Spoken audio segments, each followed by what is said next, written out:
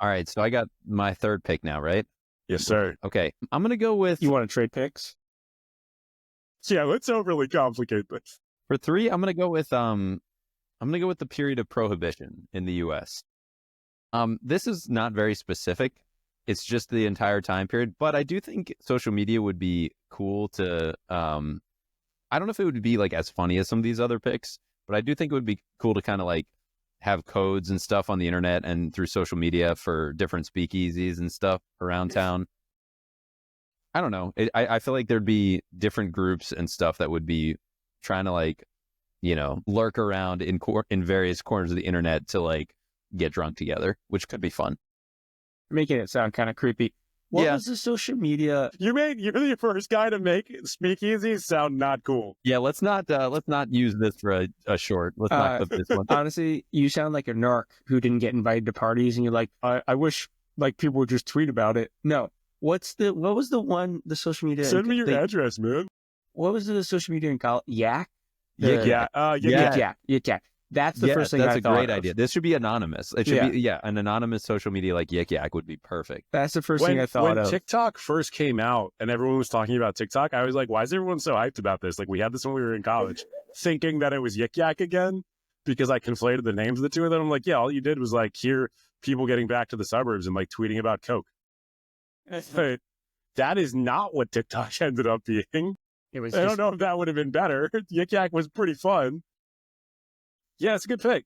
Forgot about Yik Yak. It would have been perfect for this. Yeah, because it really would have been. You'd have the people like us who are like secretly yicking, whatever it's called, posting about yicking. No one was yicking. Everyone was yakking.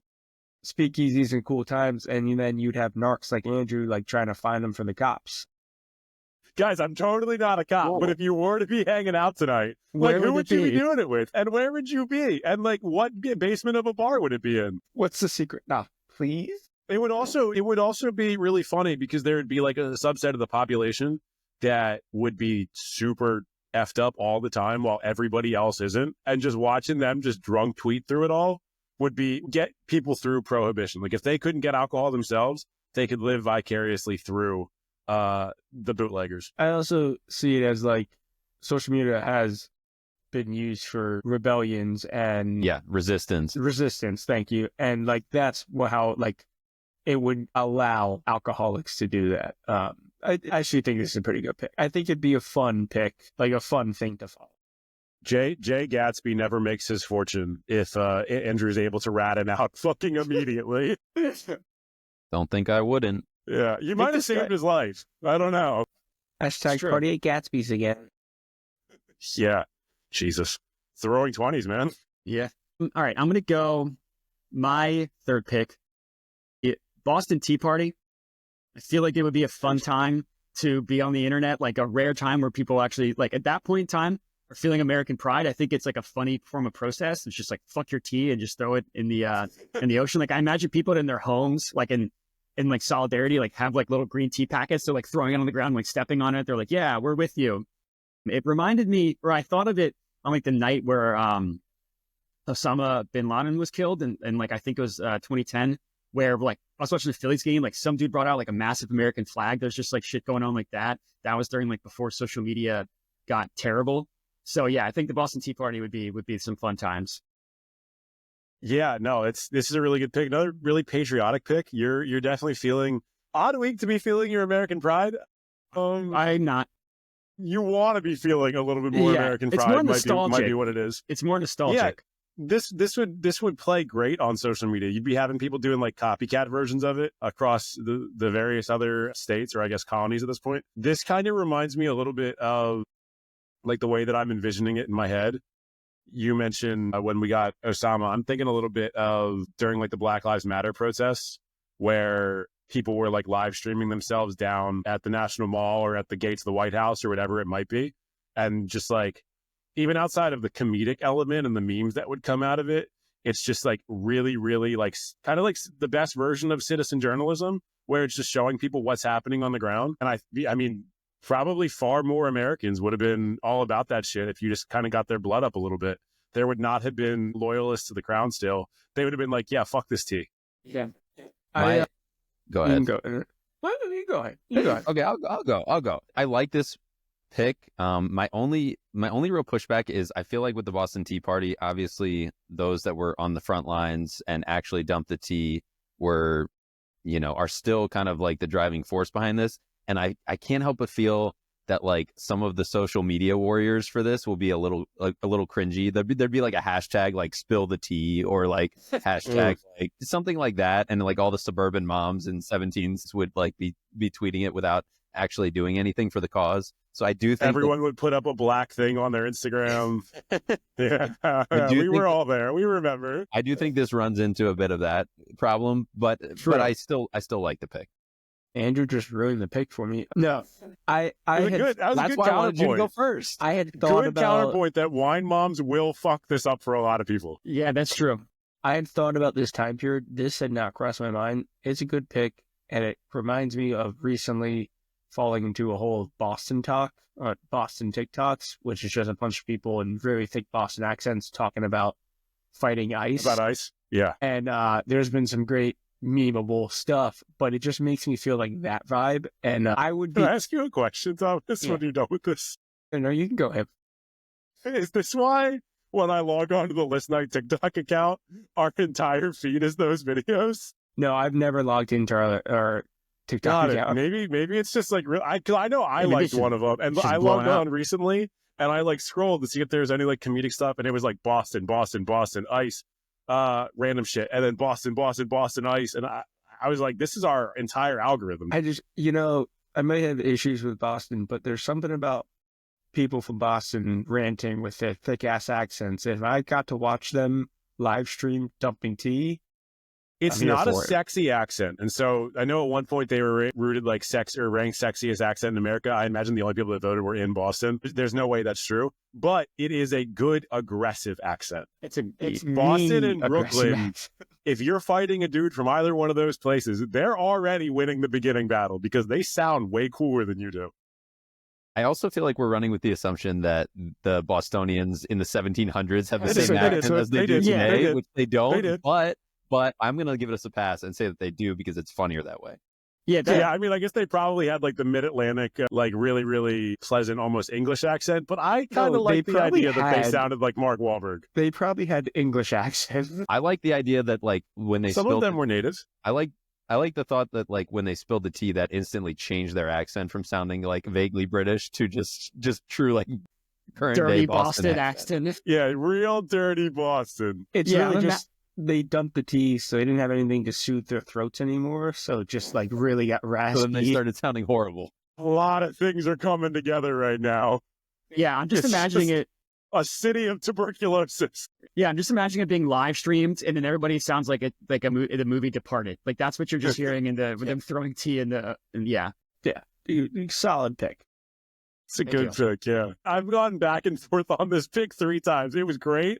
And then there was the wine mom thing, but then the Boston accents fully brought me back Yeah, in. I'm back in now too. I'm all the way back in. All right. Good stuff. Am I next? I think I'm next. you are next. Yeah. I am. Okay, my number 3 pick. Going way further back than the Boston Tea Party. Alexander the Great conquering the majority of the known world. And this is not like a one-day, Twitter fiesta. This is like a multi-year kind of just live updates as he kind of marches his way from Greece to India.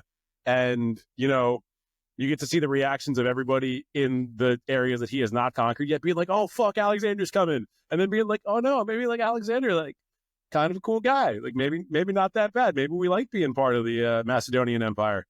And then you kind of find out more about Alexander as time goes on, kind of his like proclivities, particularly the fact that he's on Grindr in every single city he's in. And I know this is the second time this episode I've mentioned Grindr, but it really makes sense for this pick because that dude enjoyed penis. No judgment. No. I'm not saying that this is not a bad thing. I'm just saying people would be like when Republicans come to town and they know that Grindr is going to be packed to the brim with people that are, secretly about that life. People in the towns that he's conquering, like all the hot boys would be like, yo, I'm going to get a little bit of Alexander ass this time. People would be screenshotting it. It would be Instagram stories. It'd be Twitter stories. Everybody would be Snapchatting about it. There'd be face down Alexander sleeping in somebody's bed, somebody posting like a little Snapchat of it. Like the entire range of social media would just be around this one dude. And I feel like I'm talking about just gay Trump right now, but it would be about this one dude for like 4 straight years and then dead. Like on top of the world, conquering the world. And then at like 26 years old, Kurt Cobain. It makes me think of, and just with the last bit you said, I don't know if you guys even followed this, like COVID, I forget how long it was, but the guy in Philly who went down to the pier and ate an entire rotisserie chicken every day for like a month straight and ended up having like a huge crowd and like a huge live stream. And like, that's the vibe I get, social media. where like everything is just following this one guy accomplishing things. Because you took us on a ride there. You start off with like him conquering, and then it went into like, this guy's so gay, and we would follow his gay exploits. I mean, he's not gay. We're like, we're going to follow all his exploits in the bedroom. We're following his exploits both during the day and after hours. And then it all comes to like a very swift, really sad end. At first I thought you were talking about like, you know, the world history aspect of it, but no, you were just talking about his gay sex capades. Sorry. I mean, what do you think is going to play better on Twitter? What do you think is going to play better on Twitter? I mean, his regular sex capades. I don't know. This seems like a pick for you, but I do agree that if he was on like Snap Map or something, people would be like following along. Like, where is he today? It probably ruined a lot of his campaigns. And they would be like, why are like 3 of my guy friends with him? Like, what's going on? Yeah. You'd start being really, really curious about the friends of yours that are spending time with Alexander when he's rolling into town. I do think, kind of like my Trojan horse pick, like some of his successes might not have happened because they would have been sniffed out by his men posting stuff and other people finding out. Sure. But if he still achieves all of that, I mean, even a greater scale of Alexander the Great. We'd call him Alexander the Greater. Yeah. Or greatest even. Or even the greatest. We'll keep greatest in our back pocket. Somebody else might come around. Gayest. All right. The most regular. All right. Well, with the 12th pick of the draft, my third pick. Is that right? Yeah. I can do that. I just feel this guy gets more credit than he should for just a little bit of a feat that if social media was around, he would not have been needed, or he could have just typed the message out. Paul Revere. I think if social media was around while Paul Revere made his midnight run, he wasn't the only one. He wasn't the only one. He wasn't the only one. He just sends a tweet. Just sends DMs. Yeah. Just guys, heads up. Tweet to X to all his followers, whatever you call it now. Hey guys, they're coming. Like, well, I mean, at that point, you might wonder if Alexander's coming to town. And then like 1 lamp or 2 lamp emojis. I just think he gets a lot of credit for just riding a horse, and I think I would have liked social media just to solve that, so we wouldn't talk about it. It's incredible shit.